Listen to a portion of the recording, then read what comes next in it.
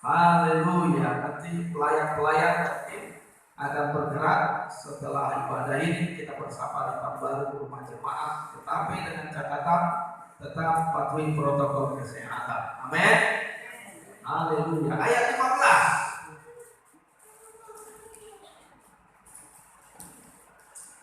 Efesus pasalnya yang kelima ayat 15.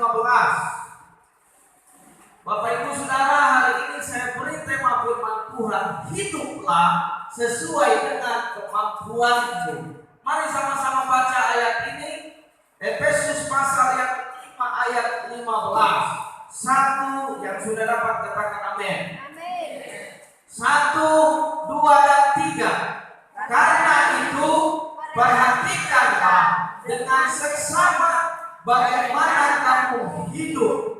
Janganlah seperti orang bebal, tetapi seperti orang alim. Bapak Ibu Saudara, jadi tema firman Tuhan hari ini saya beri judul, hiduplah sesuai dengan kemampuanmu.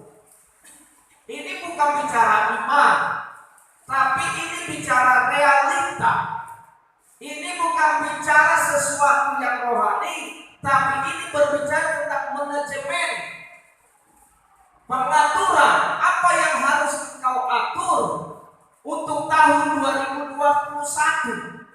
Apa yang harus kita keluarkan, pengeluaran keuangan kita untuk tahun 2021.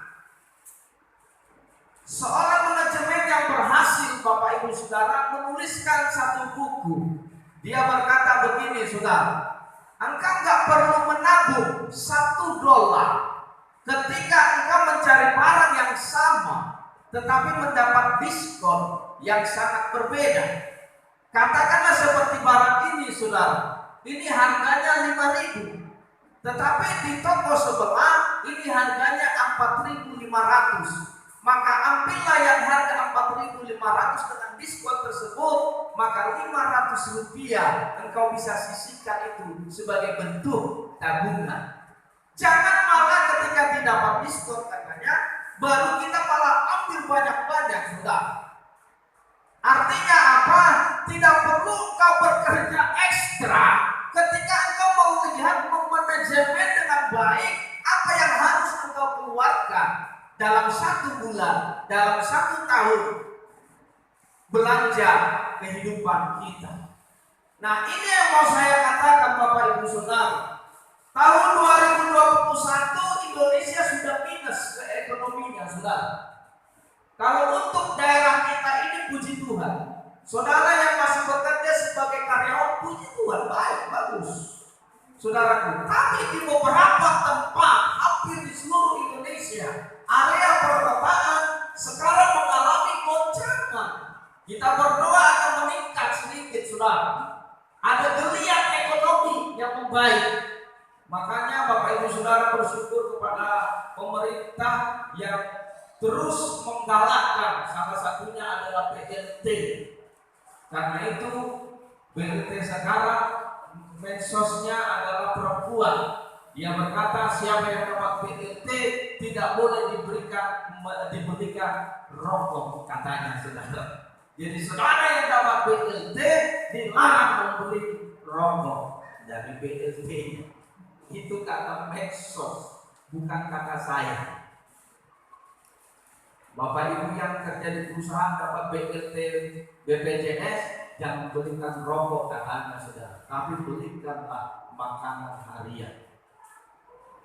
Saudara, itu kata beliau. Ini kan bentuk geliat ekonomi. Nah, gereja hari ini bertanggung jawab. Gereja hari ini memberikan kepada kita satu wawasan. Dia berkata, Bapak Ibu Saudara, perhatikanlah bagaimana engkau hidup. Jadi kita bukan sekedar hidup, tapi benar-benar memperhatikan apa yang harus kita lakukan. Tahun 2021, apa yang harus kita keluarkan? Harus dibuat.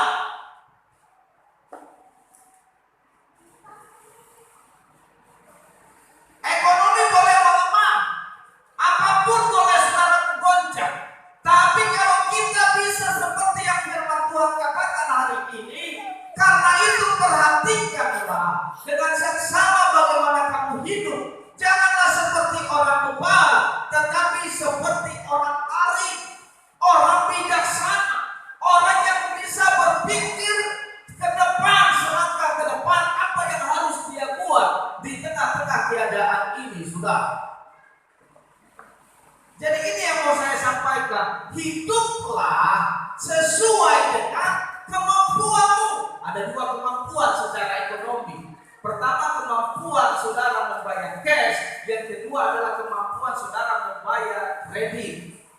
Kalau dalam hukum ekonomi, saudara ingin membeli sesuatu, katakanlah mau beli ladang, katakanlah mau beli sepeda motor, katakanlah mau beli istri. Kalau orang kaya sekarang begitu, beli istri saudara pakai mahal, jujuran. Jangan hanya karena itu kau lakukan, itu melebihi dua hukum ekonomi ini. Yang pertama membayar dengan cash, yang kedua adalah membayar dengan kredit. Kemampuan membayar dengan cash. Ada orang mau beli tanah, saya mau beli tanah katanya saudara. Mau beli tanah, berapa harganya? Sekian. Tapi 3 bulan kemudian dia tidak mampu bayar. Ini yang dibilang melebihi kemampuanmu. Ada orang saudaraku sudah punya motor 1, mau beli motor 2, 3, 4, 5, 6 sebagainya. Sampai akhirnya untuk ongkos untuk gaji saja nombok. Sudah nombok. Karena itu dia berkata, Bapak Ibu Saudara, hiduplah sesuai dengan kemampuan saudara. Tahun 2021 ini lihat kemampuanmu. Manajemen dengan baik apa yang harus kau atur di sana. Gajimu kau yang tahu, pendapatanmu kau yang tahu, saudara. Pak, kalau di kita kan ada namanya persepuluhan. Kalau engkau belum mampu memberi persepuluhan, jangan gara-gara persepuluhan engkau tidak makan.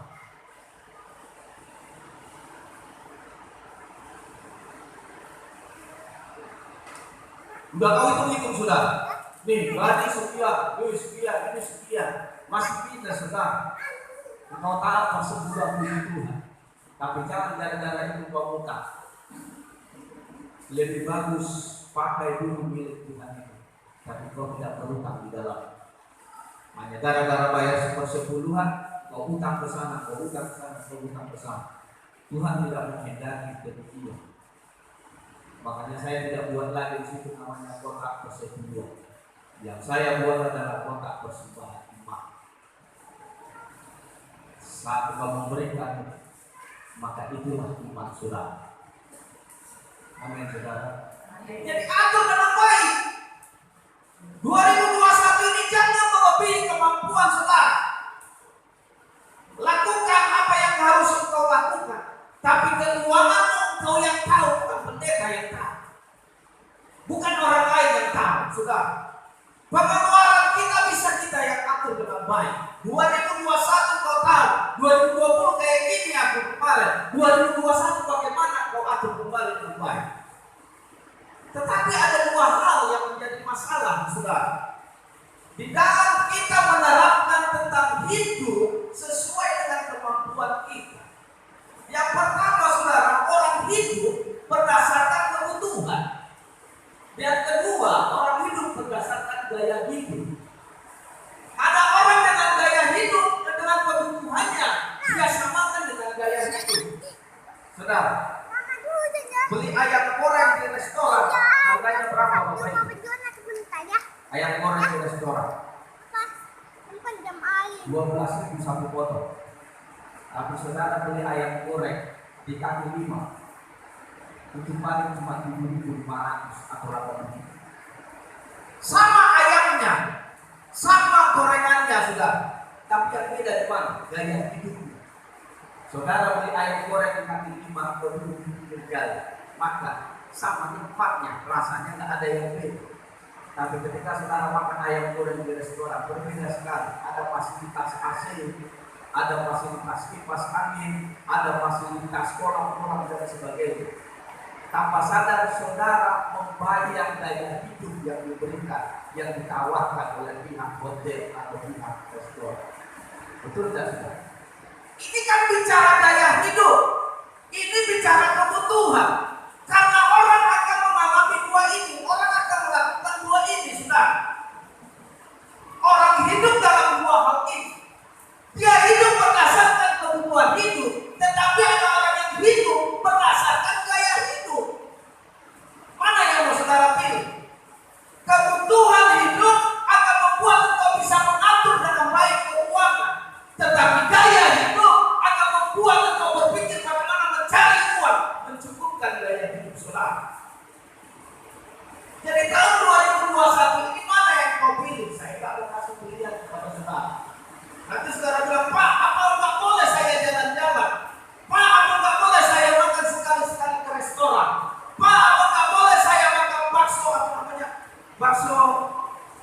bakso beranak jumbo gitu, saudara, langsung satu kepala dia. Saudara, apa nggak boleh makan itu? Itu terserah saudara. Tetapi yang saya maksudkan adalah hiduplah sesuai dengan kemampuanmu. Kalau engkau nggak mampu beli sepeda motor, tunggu dulu, tunda dulu. Karena saya bilang kemampuan ada dua secara ekonomi: kemampuan membayar cash, kemampuan membayar kredit. Jadi dua ini harus menjadi orang bersunnah. Kalau membayar cash tidak bisa, coba membayar kredit. Kalau membayar kredit tidak bisa, jangan paksakan. Karena engkau akan dibawa dalam pencobaan yang didasarkan oleh keinginan dan hawa nafsu. Nah, saudara, saya akan bagikan dua hal. Yang pertama yang tadi saya sebutkan dengan cepat saja, saudaraku. Ibrani pasal 13 ayatnya yang kelima. Ibrani pasal 13 ayatnya yang kelima.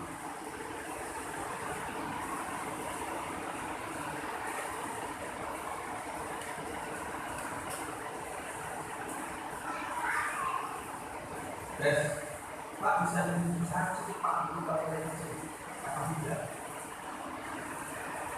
Bisa bantu saya satu orang Bapak Ibu?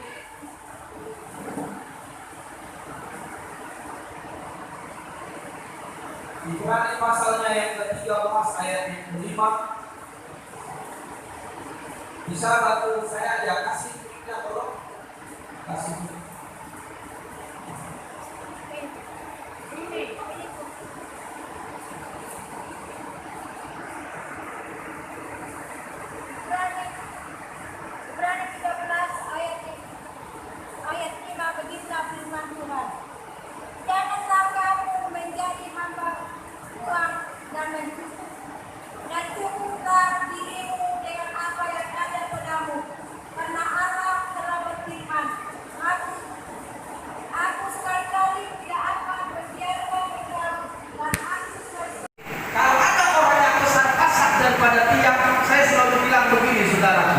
Gajinya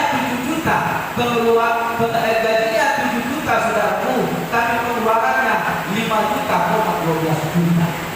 Tahu maksudnya, saudara? Berapa banyak orang seperti itu? Saudara, 5 juta gajinya habis, tapi waktu 2 juta gajinya cukup. Hitung-hitung, saudara. Hitung-hitung. 1, 2, 3, 4, 5, 6. Habis. Waktu saudara kredit mobil bisa dibayar mobilnya.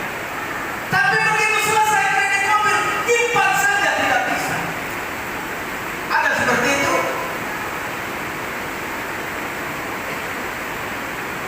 Waktu di perusahaan gajinya besar, saudaraku, habis semua. Keluar dari perusahaan gajinya biasa, cukup, saudara. Padahal firman Tuhan berkata apa, saudaraku? Dia katakan dalam Ibrani pasalnya yang ke-13 ayat yang kelima. Cukupkanlah dirimu dengan apa yang ada padamu. Ini bicara hidup berdasarkan kebutuhan. Cukupkanlah dirimu dengan apa yang ada padamu. Saudara, bersyukur sama Allah melihat matur Tuhan dengan gaji yang seperti itu. Atur dengan baik. Buat saudaraku langkah-langkah ekonomi dengan benar. Bulan ini pengeluaran itu. Saya, saudaraku, waktu mertua saya meninggal, ini terbelalak saya. Mertua saya meninggal, yang perempuan, ternyata begitu selesai di orang lain dibongkar-bongkar, ternyata dia punya satu buku pengeluaran luar biasa. Sampai bawah 1 biji saja dicatat, saudara. Mantap, luar biasa. Saya pikir kadang-kala anak-anak apa keluarga muda perlu belajar dari orang tua. Ada orang mungkin yang tak catat, tapi di otaknya sudah legend berapa yang harus dia keluarkan. Saudara, dia tahu kebutuhannya sekian, dia tahu saudara penghasilan dan suaminya sekian, penghasilan keluarga sekian, dia sudah atur dengan baik. cukupkanlah. Pak, bagaimana kalau kurang? Ayat ini memakai janji, saudara. Di situ dikatakan apa, Bapak Ibu Saudara? Karena Allah telah berfirman, aku sekali-kali tidak akan membiarkan kamu. Kalau gajinya cukup, saudaraku, tapi masih kurang, jangan panik, kata Tuhan. Aku tidak akan membiarkan kamu.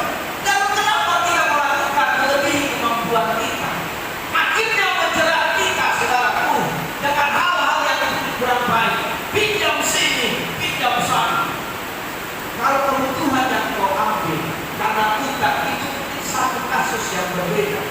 Tapi kalau hanya dua apa, samping sana punya kulkas 2 pintu, saudara bilang sama suami, Pak, tolonglah beli kulkas 3 pintu. Datang Pak Tulip, kalau di sini kan Pak Tulip ya saudara. Datang Pak Tulip bawa kulkas, bawa spring bed dengan harga 20 juta. Itu Pak, tengok Pak, tahun lalu mereka beli spring bed dengan harga sekian. Pokoknya aku tidak tahu baru kalau kau belikan yang lebih besar dari situ, kan? Berapa banyak orang seperti itu? Makanya saudaraku, untuk tahun 2021 Tuhan katakan pada kita hari ini mengawali tahun ini, hiduplah sesuai dengan kemampuan saudara. Amin saudara. Amin. Jangan kau kepingin, dia katakan cukupkanlah dirimu. Kalau tidak cukup jangan panik, karena Tuhan berkata aku tidak akan membiarkan kamu. Pasti dia kasih jalan keluar buat kita.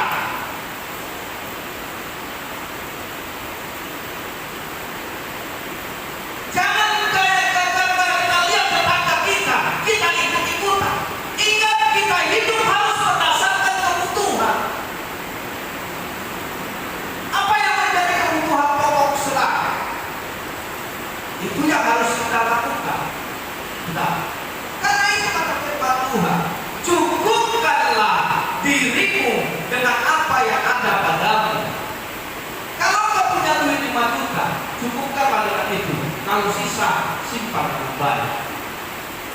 Aku mengatakan, Pak, kalau aku nggak bisa bayar persebulan dan masih utang lagi, yang bayar dulu persebulan.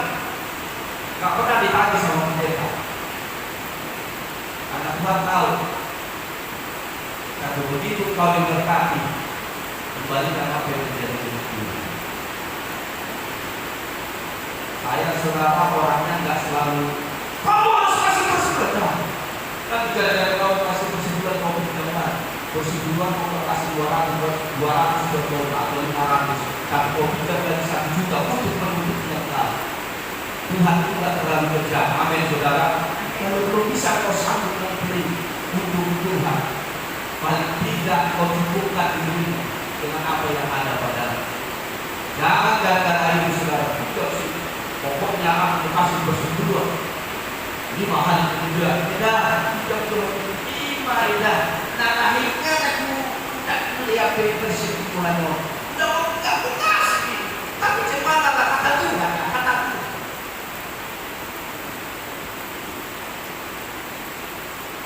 Ada saatnya ketika kau diberkati kau memberi Tuhan, amin saudara. Tapi ketika kau masih kurang, cukupkanlah dirimu. Dan bagaimana dengan pendeta Pak itu urusan Tuhan. Karena Elia saja dipelihara oleh burung gagak, apalagi sekarang anak-anak ini. Jadi saudara, yang pertama, hiduplah berdasarkan kebutuhan. Jangan hidup berdasarkan yang lain, saudara. Cukupkanlah dirimu dengan apa yang ada padamu. Yang kedua, saudara, cepat-cepat saja. Nanti selesai ini langsung berhenti dengan baru rame-rame kita sapa wajahnya kayak wajah-wajah kantuk. Haleluya. 1 Petrus 3 ayat 3 dan 4. 1 Petrus 3 ayat 3 dan 4. Bantu saya satu orang tadi mereka. Tolong kasih linknya, karena saya nggak catat, langsung cepat saja Bapak Ibu Saudara. 1 Petrus.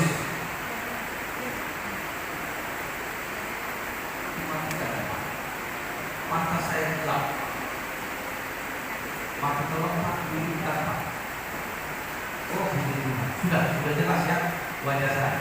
Ahli. 1 Petrus 3 ayat 3 dan 4.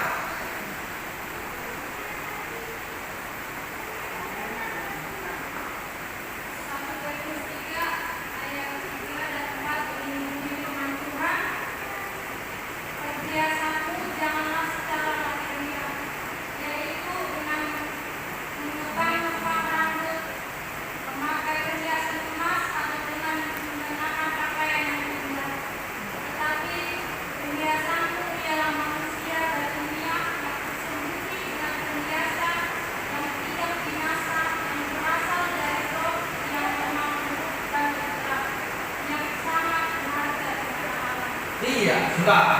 Ini berbicara gaya hidup. Kalau yang tadi dia bicara tentang kebutuhan hidup, hari ini dia tegur orang-orang yang punya gaya hidup yang tinggi. Tapi di sini saya lihat emasnya pada disimpan semua. Ibu-ibu kalau nyanyi sorak saja kecil-kecil emasnya sudah. Cincinnya kecil-kecil. Coba ibu-ibu mari katakan saudara, haleluya. Tidak ada saudara. Kalau di gereja kita semuanya masih bisa di apa namanya saudara apa ya?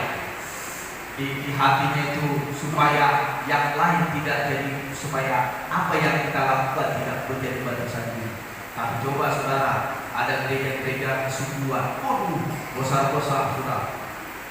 Gak perlu ke gereja kesubuhan. Saya lihat di sosial media sudah ada ibu-ibu. Ininya udah pakai gini, pulangnya lagi 2 sudah emas semua. Salah nggak salah saya pilih. Itu gaya hidup. Karena dia punya lebih. Sudah. Tapi Tuhan bilang apa? Dia larang kita. Perhiasanmu bukan cuma sekedar perhiasan materi luar biasa, emas dan sebagainya. Udah punya motor 3, motor 4, udah punya mobil 1, mobil 2, 3, 4, dan 5, dan 6, dan 7, 8, 9, 10.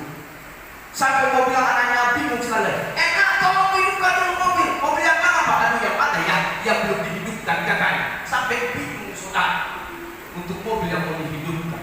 Salah nggak salah. Ada kalanya nanti ketika kebutuhan engkau sudah hidup dalam kebutuhan, engkau punya gaya hidup yang bertambah. Ada kalanya seperti itu sudah. Tak mungkin nanti contohnya saudaraku pasti naga gajinya 20 juta, dia nanti pakai sepeda ontel terus datang ke gereja. Gak mungkin ya Pak ya. Punya iman kan Pak? Waktu gaji 20 juta, gak mungkin dia pakai. Pokoknya aku mau sengsara itu Tuhan, katanya pakai sepeda ontel. Akhirnya terkenal nanti pendeta sepeda ontel, katanya saudara. Nggak mungkin. Ada kalanya ketika kebutuhanmu tercukupkan, Tuhan berkati saudara, engkau atur dengan baik. Karena Tuhan berkata apa?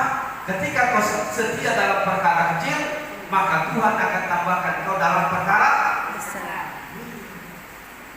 Waktu kau setia dengan gaji 5 juta, Tuhan lihat, gaji 5 juta, kayaknya dia bisa simpan. Untuk Tuhan mantap, setia pada pembangunan gereja, dia paling besar contohnya saudara. Tuhan tambah menjadi gaji 50 juta. Tidak mungkin dia. Sama seperti kita saudara. Kalau gereja ini pertama persembahannya sekian, maka mungkin bangunannya masih gini-ginian. Tapi coba kalau udah persembahan jemaat cuma 1 miliar, saya yakin langsung bukit yang besar dan megah saudara. Tidak mungkin seperti ini terus, atau sistemnya gini-gini terus saudara. Udah kena persembahan 1 miliar, sistem udah Pak, kita mau menderita ini Tuhan Yesus. Tidak mungkin seperti ini saudara. Tapi maksud Tuhan apa saudara? Di tengah-tengah kemampuan hidupmu, perhatikanlah.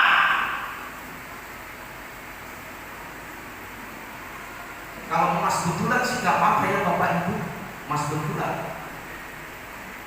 Ini enggak, emasnya udah dikasih asam aja langsung hitam dia semua saudara. Ya, kalau emas betulan masih mending. 1, 2, 3.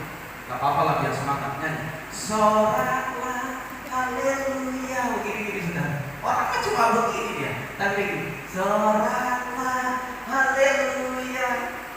Kalau yang 3 tulangnya Jangan tepuk tangan. Sorakan, kalau dia cerit, tak apa-apa lah. Ya. Mungkin saudara diberkati dengan gaya hidup seperti ini. Tapi maksud saya, ketika engkau punya kebutuhan hidup, maka perhatikanlah gaya hidup. Dia berkata saudaraku dalam 1 Petrus 3 tadi, ayatnya yang ketiga dan keempat. Perhiasanmu janganlah secara lahiriah, perhatikan ini. Bukan Tuhan tidak senang dengan perhiasan lahiriah saudara. Tapi terlebih penting ketika kau memperhatikan kehidupan rohanimu, perhiasan rohanimu saudara. Untuk apa saudara masih tebak-tebak? Oh, di sini semua. Begitu dikatakan, mari saudara, mari saudara, kita mau berdoa supaya sok kita diberkati tahun ini. Haleluya. Emasnya dalam harga puluhan juta, tapi dia masih 500.000. Tidak sebanyak. Banyak orang mau membayar gaya hidup berlebih untuk hal dunia, tapi dia tidak mau membayar untuk gaya hidup hal rohani saudara. Banyak orang seperti ini. Apalagi kalau gereja kita saudara, kalau memberi tidak diumumkan. Karena Tuhan, Alkitab berkata apa? Ketika tangan kananmu memberi, maka kanan kirimu tidak boleh tahan. Itu artinya apa? Memberi dengan tersembunyi, maka Bapakmu yang di surga akan memberi dengan rahasia. Jadi dia berkata, perhiasan saudara, gaya hidup terlebih yang pertama adalah gaya hidup rohani.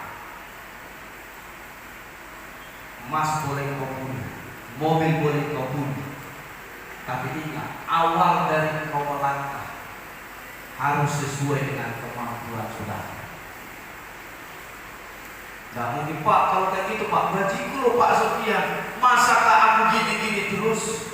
Gak mungkin saudara. Tapi maksud Tuhan, saya tak bilang saudara supaya kau gak punya gaya, udah, gak usah kita jalan-jalan. Bapak pendeta bilang kita gak usah jalan-jalan, itu gaya hidup dunia. Tidak juga saudara. Nanti saudara akhirnya bilang, udah gak usah pergi kemana-mana, ke Yerusalem pun gak usah, ke Israel pun gak usah. Pak pendeta bilang itu gaya hidup dunia. Tidak juga. Kalau kau punya penghasilan 100 juta, apa salahnya jalan-jalan sekaligus bawa pendeta jalan-jalan saudara? Jadi perhiasan kita adalah perhiasan rohani, gaya hidup kita. Ayat yang keempat tadi sudah dia bilang apa? Ayat yang keempat. Saya akan tutup 5 menit lagi.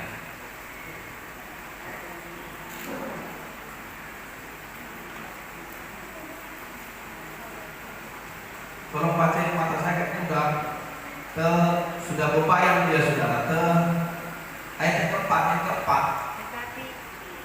Tetapi perhiasanmu ialah manusia batinnya yang tersembunyi dengan perhiasan yang tidak binasa, yang berasal dari roh, yang lemah lembut dan terang, yang sangat berharga. Iya saudara, perhiasan rohanimu itu berharga di mata Tuhan. Amin saudara. Amin. Saudara punya motor 2 bagus, kalau perhiasan rohani lebih meningkat, itu lebih bagus lagi. Saya nggak melarang saudara untuk punya motor 2. Saya nggak melarang saudara untuk punya kebun sampai 100 hektar, 1000 hektar. Enggak, saya larang saudara.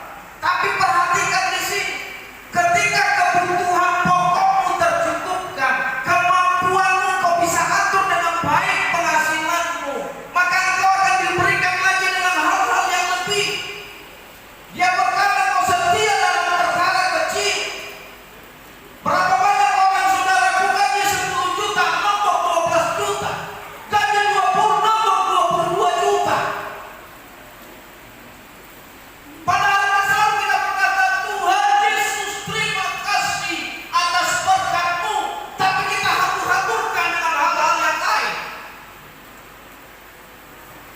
Sambil nangis pula itu ngomongnya saudara. Terima kasih Tuhan.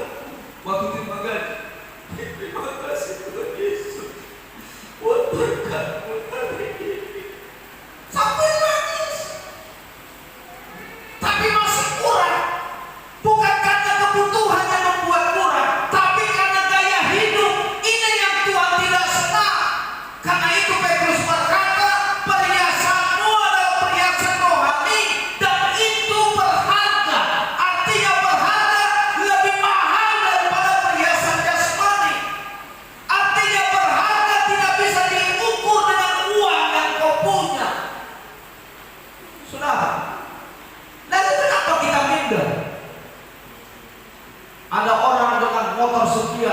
Ada orang dengan penghasilan sekian, gak perlu kau minder, saudara. Makanya saya bilang tadi sama istri, nanti kalau kita safari tahun baru, gak usah kita pakai mobil lah. Nanti jadi aneh-aneh ditengok sama jemaah. Ya kan saudara? Tapi saya bersyukur kepada Tuhan. Waktu kita punya mobil, sudah banyak hal yang kita lakukan dengan mobil kita. Salah satunya sudah kita tolong orang-orang yang sakit, yang perlu kendaraan kita bawa ke rumah sakit. Dan itu bukan cuma kita, saudara. Kemarin kami ketemu dengan seorang hamba Tuhan juga. Dia bilang, udah berapa kilometer? Apanya? Duh, cepat kali kemana aja? Saya bilang, saya pakai mobil ini pertama untuk kebutuhan saya pelayanan. Yang kedua, kalau ada orang-orang yang sakit, saya bawa jemaat-jemaat. Tapi yang ketiga, kalau ada jemaat di luar jemaat, saya bawa. Iya, katanya sudah. Kami jumpa berapa orang seperti itu, sudah. Kalau pas saya nggak punya uang, sudah saya bilang gini, nanti bisa saya jemput yang, tapi tolong bayar minyaknya cuma 100.000 aja bayar. Bensin saya nggak usah bayar dan mobil perawatan mobil saya nggak usah bayar. Saya bilang, berapa kali kita lakukan seperti ini? Karena saya mau jadi berkat, saudara. Waktu saya diberkati, saya mau jadi berkat. Ketika saudara diberkati, maka berkatilah orang-orang yang belum terberkati. Amin, saudara. Amin. Dan itu salah satu perhiasan rohani dan itu berharga di mata dunia. Jadi dua hal yang harus engkau perhatikan ketika engkau hidup sesuai dengan kemampuanmu. Yang pertama, hiduplah sesuai dengan dan hiduplah berdasarkan kehidupan. Dan yang kedua, jangan hidup berdasarkan gaya hidup, saudara. Karena gaya hidup akan kau bayar banyak, tapi kebutuhan hidup berdasarkan apa yang kau perlukan, saudara. Ada orang ke pasar 500.000 gaji apa dia bawa ke pasar masih sisa 200.000 karena dia bayar, dia beli dengan kebutuhan hidup. Tapi ada orang bayar pergi ke pasar 1 juta malah minta lagi sama suaminya. Kenapa? Karena dia membeli dengan gaya hidup yang berbeda, saudara. Jadi saudara, pilihan ada di tangan saudara. Memasuki tahun 2021 ini, mana yang mau kau lakukan? Hidup berdasarkan kebutuhan atau kau hidup berdasarkan gaya hidup, saudara? Akhir dari khotbah saya hari ini adalah hiduplah dalam batas kemampuanmu, tetapi bekerjalah melampaui batas kekuatanmu. Karena hidupmu bukan berdasarkan gaya hidup, tapi hidupmu berdasarkan kebutuhan hidup untuk hidup yang lebih baik lagi. Amin, saudara. Amin. Kita menggunakan kepala kita naikkan satu pujian kepada Tuhan. Mari sama-sama bangkit berdiri.